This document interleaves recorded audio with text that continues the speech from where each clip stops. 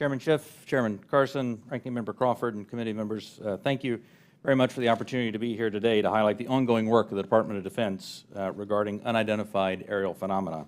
Since the early 2000s, we have seen an increasing number of unauthorized and or unidentified aircraft or objects in military-controlled training areas and training ranges and other designated airspace.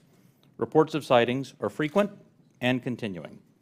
We attribute this increase in reporting to a number of factors, including our work to destigmatize reporting, an increase in the number of new systems such as quadcopters and unmanned aerial systems that are in our airspace, identification of what we can classify as clutter, mylar balloons and other types of air trash, and improvements in the capabilities of our various sensors to detect things in our airspace. Almost 2 years ago, in August of 2020, Deputy Secretary of Defense Nordquist directed the establishment of the Unidentified Aerial Phenomena Task Force within the Department of the Navy. The UAP Task Force was built on the foundation of the Navy's initial efforts to respond to the reports from our aviators on unidentified objects observed in our training ranges. The basic issues then and now are twofold. First, incursions in our training ranges by unidentified objects represent serious hazards to safety of flight. In every aspect of naval aviation, safety of our air crews is paramount. Second, intrusions by unknown aircraft or objects pose potential threats to the security of our operations. Our aviators train as they would fight. So any intrusions that may compromise the security of our operations by revealing our capabilities, our tactics, techniques, or procedures are of great concern to the Navy and the Department of Defense. From the very beginning, we took these reports very seriously. We instituted a data-driven approach to the investigations where we could collect as much data as possible and use all available resources to analyze and make informed decisions on the best ways to address our findings. Our main objective was to transition UAP efforts from an anecdotal or narrative-based approach to a rigorous science and technology engineering-focused study. This data-driven approach requires input from a wide variety of sources. In the early stages, the task force worked to standardize the reporting mechanisms and processes to make it as easy as possible for personnel to report any engagement so that we were getting that wide range of reporting that we needed.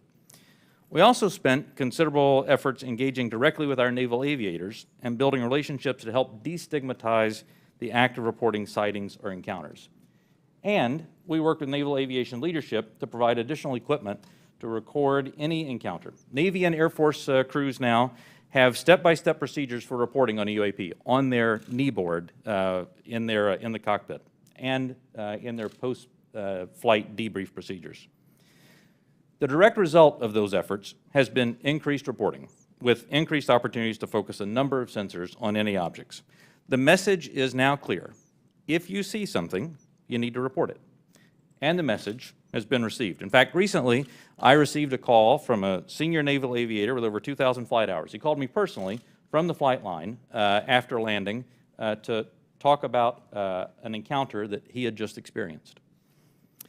Those were just the initial steps. We also made a concerted effort to assemble subject matter experts from across the Department of Defense and the intelligence community and other U.S. government agencies and departments. We forged partnerships with the research, development, and acquisition communities, with industry partners, and with academic research labs, and we brought many allies and international partners into our discussions on UAP. Additionally, subject matter experts from a wide variety of fields, including physics, optics, metallurgy, meteorology, just to name a few, have been brought in to expand our understanding in areas where we may not have organic expertise. In short, we've endeavored to bring an all-hands-on-deck approach to better understand this phenomena. So what have we learned so far? Any given observation may be fleeting or longer. It may be recorded or not. It may be observable by one or multiple assets. In short, there's rarely an easy answer. For example, let me share with you the first video that we have here today, which shows an observation in real time.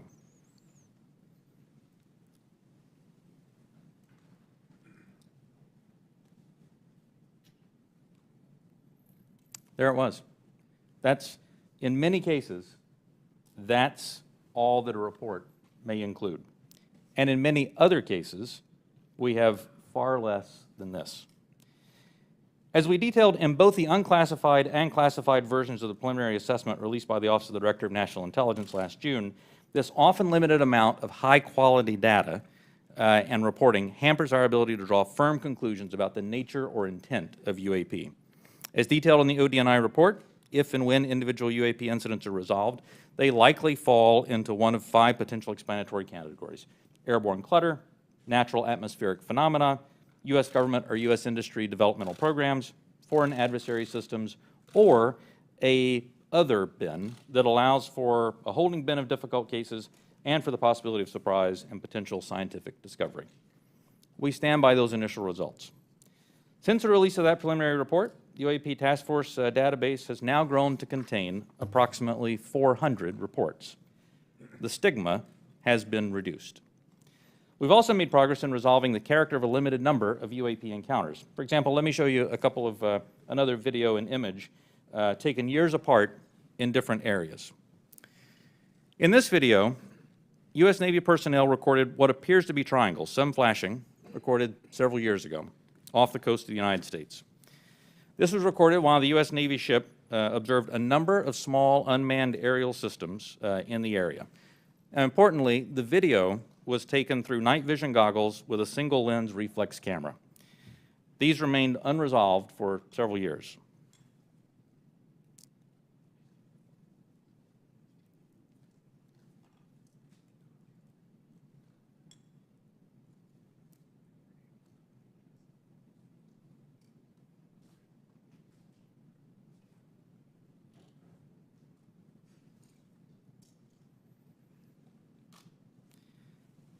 Several years later, and off a different coast, U.S. Navy personnel, again in a swarm of unmanned aerial systems, and again through night vision goggles and an SLR camera, recorded this image.